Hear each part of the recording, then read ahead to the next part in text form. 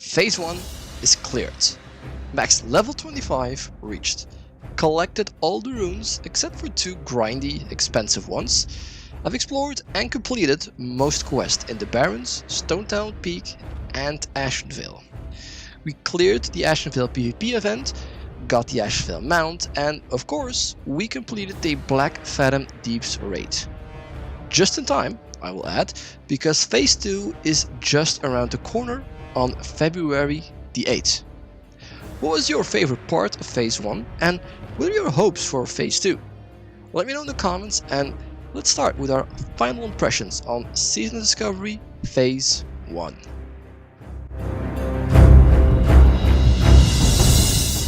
I continue my journey as a level 10 at the gates of Orgrimmar.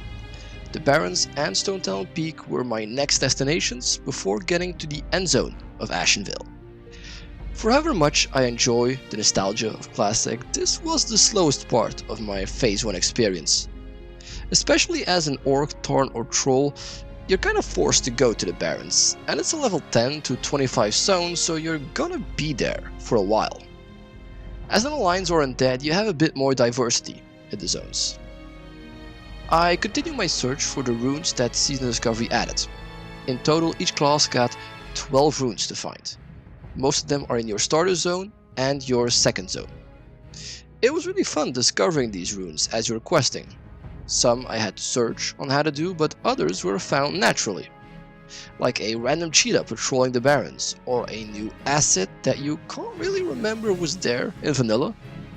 However, it's not enough finding these, you also have to figure out how to unlock them, which isn't always that straightforward.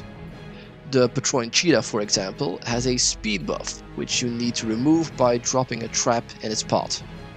Once the buff drops, you can kill the patrolling cheetah and loot your rune. What the runes actually do are pretty diverse as well. Some runes are just passives, like increasing your damage or reduce mana cost. Others are completely new skills, like Explosive Shot, Chimera Shot, Flanking Strike, and Carve. As a hunter, my favorite was the Kill Command rune that gives you a new pet. I'm a sucker for pets, and being able to tame a wyvern was a highlight of my Season of Discovery experience. Not all runes were as much fun though. Some were difficult to get, like the Heart of the Wild rune that required you to go all the way to the wetlands, which isn't easy to do as a horde. But the rune is an absolute must to get because it gives a 10% stat boost to party members. Serpent Spread and Lone Wolf are very grindy to unlock. Serpent Spread is a reputation grind, while Lone Wolf is a grind to get the necessary items, or expensive as hell if you buy it on the auction house. Luckily, Serpent Spread and Lone Wolf are kinda crappy runes anyways. So in conclusion, I did enjoy finding and unlocking the runes for the majority. They were diverse in how to unlock them and what they did. The only thing is, the runes are the only new element Season of Discovery added to the leveling experience. Which begs the question, is it enough? Onwards to Ashenvale for the endgame of Phase 1. I have to say it was a really interesting experience going through Ashenvale as an endgame zone.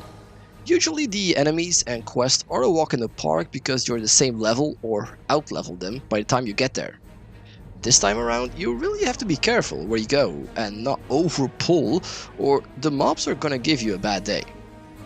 Once you get your exclusive Ashenvale mount, it's time to tackle the PvP event. Over the past month, the Ashenvale PvP event has had multiple adjustments, like faster progress and more rep, which is a good thing.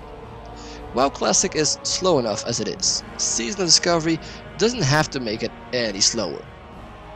Another issue was the faction imbalance. Mostly Horde complaining that Alliance regularly outnumbered them, but in my experience, faction balance felt okay. I had a win-loss ratio of more or less 50-50. These issues were probably more prevalent in the beginning of Phase 1, but at this moment the event feels mostly fine. It's not the most amazing PvP meta event ever, but it's pretty cool charging through Ashenvale with a big Zerg, all on mounts, clashing with a Alliance Zerg. That being said, After doing the event a few times, it does get repetitive, but it's easy to do. It doesn't take long and rewards are nice. I do wonder how relevant this event will be whenever Phase 2 rolls around.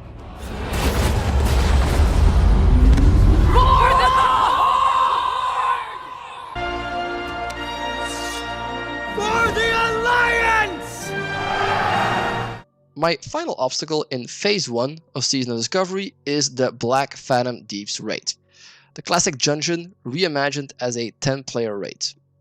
The ruined temple to Elune in an underwater cave where the Twilight Hammer harbors and worships an old god's pet is a cool setting. Difficulty wise, it's not too crazy either. It has 7 bosses in total. First boss, Baron Aquanus, is a good warm-up. As long as you jump in the water when you get hit with depth charge, so you don't fling your party members in the water, you should be fine. Gamu Ra is not too difficult either, just DPS him down and watch out for the balls. Lady Saraves is another easy one, DPS her down and you should be okay.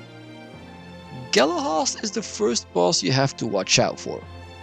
When the eggs hatch and the field is crawling with shadow murlocs, make sure you don't touch any. Also move when you get hit with the purple AoE. If this isn't your first raid ever, you should be fine though.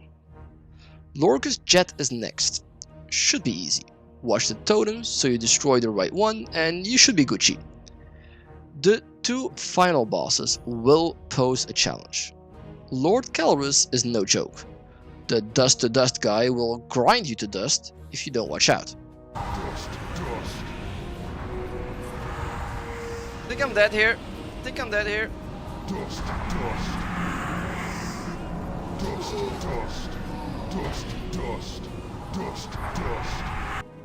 Make sure to kite his purple AoE and try to manage what players get sent to the dream world and when.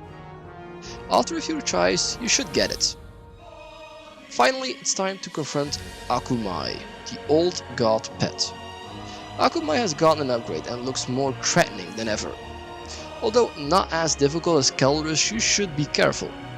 Make sure to dodge his breath attacks, kill the ads and keep close to the boss, unless you're a hunter, like me. Shouldn't be too difficult in the end. Blackfathom Deeps as a raid was pretty fun. Not too difficult, with some nice challenges here and there. You can get some overpowered new loot that should set you up nicely for Phase 2. So get some decent gear, buy your consumables and put yourself out there.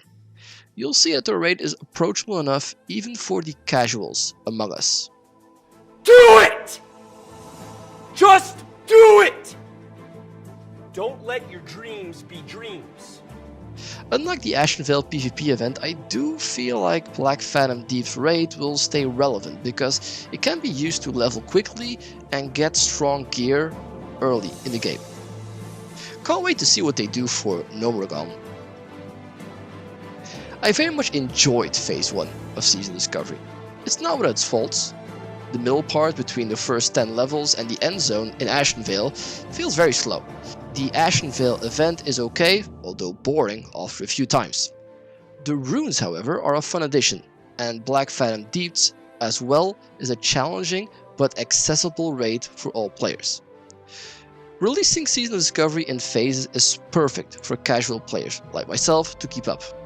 I do hope that they will push the envelope in the coming phases. Overall, 75%, if not more, is still classic as it used to be. Trying out new things is what Season of Discovery is all about. Phase 2 hits very soon, on February the 8th. We're leveling to 40, new runes are coming as well, as the aforementioned Gnomeregan raid. Strangleton Vale will be the stage for a new PvP event. A red sky seems to suggest something to do with Hakar, the Bloodlower. We'll see it all on February the 8th. Stay tuned for the first impressions on that. Until next time.